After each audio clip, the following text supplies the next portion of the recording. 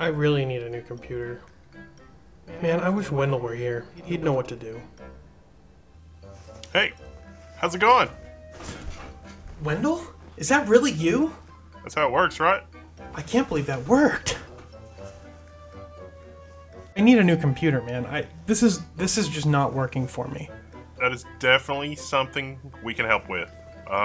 We probably need to exchange physical goods, so probably we'll need you here. Because we got Z370, X370, Threadripper, i9, X299. Hold that thought.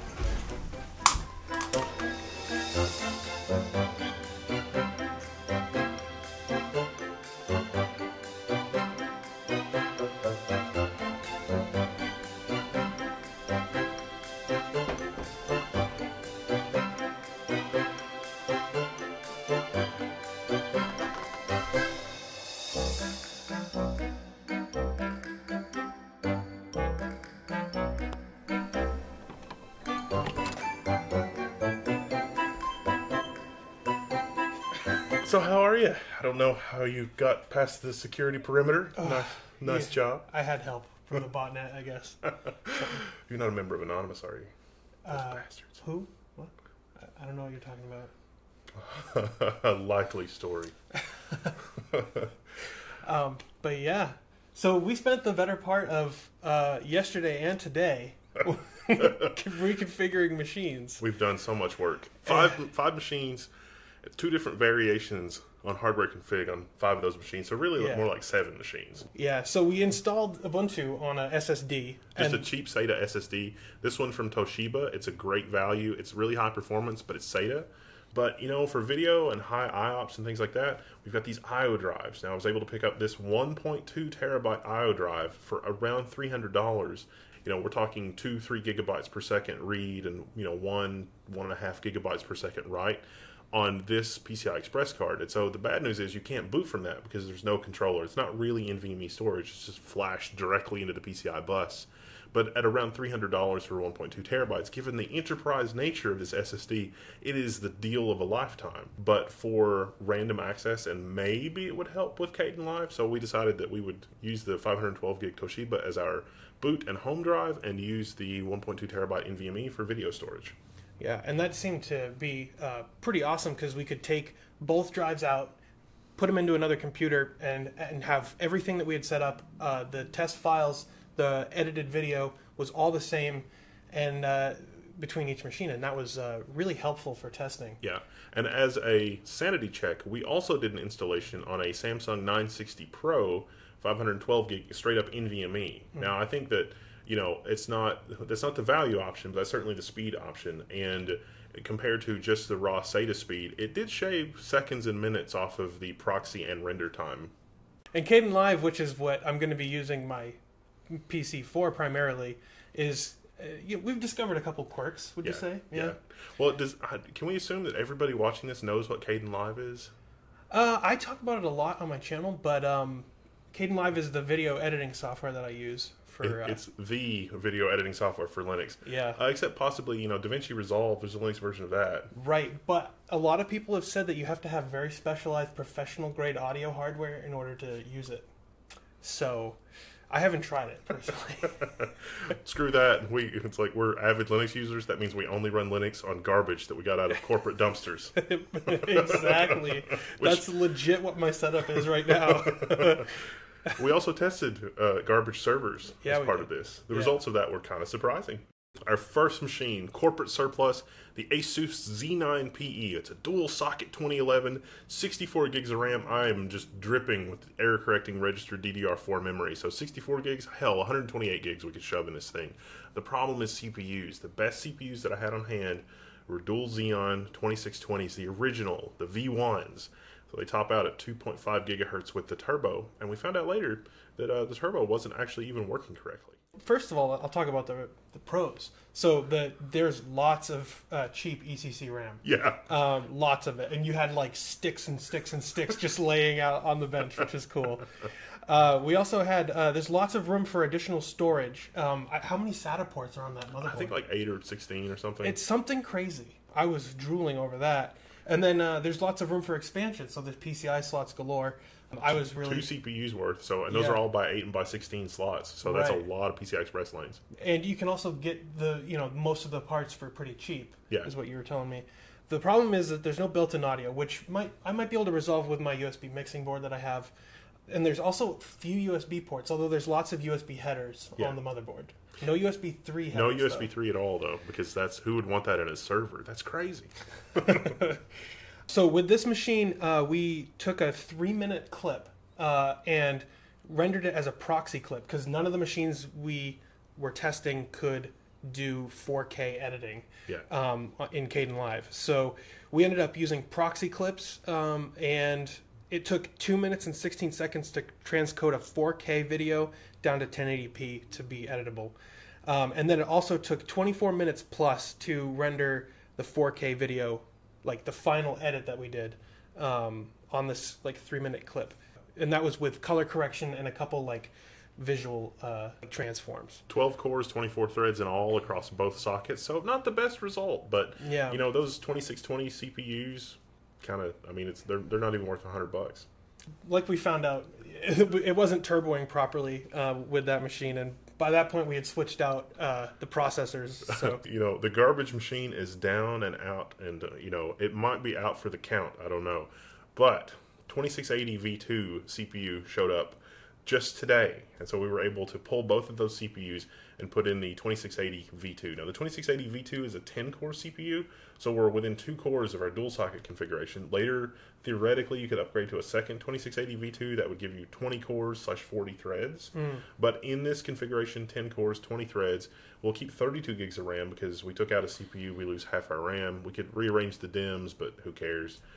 So we were back to a situation where we've got 10 cores, 20 threads, which is very similar to the i9 system that we'll be testing. And we made sure that we had turbo installed, so we had to install i7Z under Ubuntu and Intel microcode in order to get the turbo function to work correctly. That was, I think, the first machine that we got turbo working on properly. Yeah, that was after 6 tests on other machines, but then we went back and tested those. So the pros and the cons still stand for this machine because it's really just the processors. One of the pros, though, is that you can upgrade it with another CPU later on. And those are about $185 on eBay right now, so they're not super expensive. Right. At this configuration, it took 1 minute and 19 seconds to generate a proxy clip, and it took 20 minutes and 57 seconds to render the edited video. So it's not a dramatic speed improvement, but that's a pretty respectable speed improvement considering you're going from 2 CPUs to 1. Yeah. The next build that we tested was, the i7. So this system is an i7 8700K with the MSI Gaming M5. The Gaming M5 from MSI is one of my favorite motherboards for Z370 enthusiasts, and this is also sort of the gamer system because this system will absolutely peg any graphics card that you put in it. It's maximum FPS, and all of our benchmarking in this config. We know that this machine is the absolute maximum speed single thread that we've ever had. And in watching Kdenlive and messing with Kdenlive, because we spent a long time doing that, there were some aspects of Kdenlive that really seemed like it was optimized for single thread performance. Yeah. We only tested this one with the single thread, and it ended up being 27 minutes to render the final video. Not a great result for the 8700K running at 4.5 gigahertz. Yeah, right, and but it did take 1 minute to transcode the proxy clip, which that's a plus. Yeah, comparatively, because what it was doing was it was doing color correction and zooming and transforming each frame, so it added a lot of time to the transcode or to the render. Some of the pros that I found, it doesn't seem to put off a whole lot of heat, but it is water cooled. Is that right? Yeah. Yeah, and it's quiet too, but it's also water cooled. It doesn't seem to utilize every thread while rendering. It's kind of, and that may be a Kdenlive thing. That may be we don't know because the repeatability with Kdenlive, I would say, was not great because it's like let's just run this 3 times in a row. And it's like wow, we have 3 wildly different results. All right, so the next machine we tried was the i9. This is an Intel i9 7900X, $1,000 CPU, in the Gigabyte X299 Gaming 7, I think, super high-end board, super high-end G-Skill, Trident Z, RGB memory. I mean, this thing is just top of the line, absolute top of the line. Fractal S24 liquid cooler. I mean, just a high-end system through and through. This one also was the first system that we tested that had an Nvidia graphics card, although we were using Nouveau, which kind of handicapped us a little bit. Yeah, we used Nouveau because we wanted to be able to move the drives around without having too much fuss with the drivers. So, so with this machine, we ended up having a 51-second proxy generation, which was, you know, one of the fastest that we had tried up to this point. And then render with color correction was 18 minutes and 11 seconds. And then we also tried it after when we enabled the Turbo Boost stuff. The Turbo Boost stuff, and that was 14 minutes and 56 seconds. I really have to sing the praises of the i7Z utility, because the i7Z utility really makes those kinds of things easy. And, you know, honestly, those are issues that I've not really run into before on Fedora, I guess because of the default out-of-the-box configuration on Fedora. But we also used the CPU frequency extension for GNOME to just keep an eye on what was happening with the system, and that was really helpful. Yeah, it was. That was, you know, those two tools were really crucial to getting the most performance out of these two machines, or these three machines. Yeah, so far. 4 more to go. Yeah. So then we had the AMD Ryzen 7. The Ryzen 7. The undisputed value king, but will it be the value king in this workload scenario? So we had 1 minute and 1 second proxy time clip generation, and rendering with color correction was 20 minutes and 55 seconds. Not bad for 8 cores, 16 threads. I mean, up to this point, every single machine has dominated Ryzen in terms of core count. But, you know, with 8 cores, 16 threads, and that was the Ryzen 7 1700X with the Ryzen 7 1700 stock cooler. And this was one of the machines that I found the most easy to use. Like, it just felt snappy. Subjectively. And everyone who's watching this video probably knows that's what matters to me, is subjectivity. Well, the exciting thing was we didn't really discuss ahead of time. I mean, this is kind of your first foray into drinking from the fire hose as far as hardware goes. Yeah. And so you didn't really care. It's like Ryzen, Intel, to red, blue. I don't care. It's like, wow, this machine feels really good. Really, I think I told you when I first got here, what I was really interested in was being able to tell people I had a Threadripper. Not because I'm like super excited about Threadripper, but because Threadripper sounds cool, guys. Come on. Speaking of Threadripper. Yes, there was a Threadripper system in the test suite. So we ended up testing the same processor with different cores enabled. Yes. So we set up the Ryzen Threadripper 1950X in the 16-core configuration as well as the 12-core configuration, because I think the 12-core, especially with some of the sales that I've seen on Amazon, is maybe the sweet spot for this use case, because it seems like with Kdenlive, once you've got so many cores, you hit a point of diminishing returns. Oh yeah, absolutely. I think like it was 12 or 16 cores was like where you started to top out with performance. We tested like the i9 with 20 cores at one point, and it was like, you know, it was not very much faster. So we ended up with the 12-core configuration. We got a 52-second proxy clip generation time, which was one of the fastest at that point. And then we actually didn't finish the actual rendering. But then with the 16-core, yeah. We ended up with a 49-second proxy clip time, which was the fastest. Best so far. Yeah.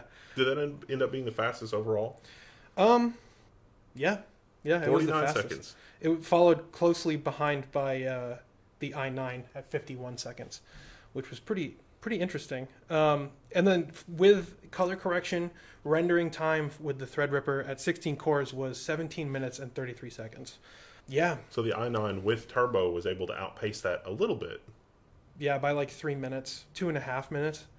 But still, I mean, you know, for what you're paying, you know, the price, $1,000 versus like $650. Yeah, I mean, $700. I'll take a minute and a half. Plus, you know, this was all 4K footage that we were using, and at my house, like what I use for mine, I'm doing 1080p. So like, I want the space to be able to do 4K when I get a 4K camera. But right now, for my use case, this is going to be like blazingly fast. Yeah. The interesting thing is with my current setup now, those are approximately the render times at 1080p. So whatever I'm getting, so whatever my upgrade is going to be, it's going to diminish my times by a factor of 4. But subjectively, the Threadripper system felt more responsive. Is that what you're saying? Oh, yeah. The AMD ones felt the most responsive. I would say that the Ryzen 7 was maybe my favorite, just subjectively. Interesting. Yeah. Ryzen 7 is definitely going to be the least expensive option to get you 8 cores, and Ryzen Plus is right on the horizon. So you might be able to get the Zen Plus version of the CPU that clocks a little bit higher, like 400 megahertz or so. That might be a thing. It's interesting that my intuition is so cheap. Well, you never know. I mean, Yeah. could be worse. So should be good. And I think we've got to dig up a motherboard for you to send you on your way with whatever system you choose in this thing. So yes, very cool. Well, I think we've rambled long enough. Right. But so final result, best platform overall. Haven't decided yet? I haven't decided. I think... But the needle is definitely tilted in favor of Team Red. Oh, yeah, absolutely. I think we've whittled down to, like, 2 options, and, the Team Red, I think, is what we're going to test our graphics cards on.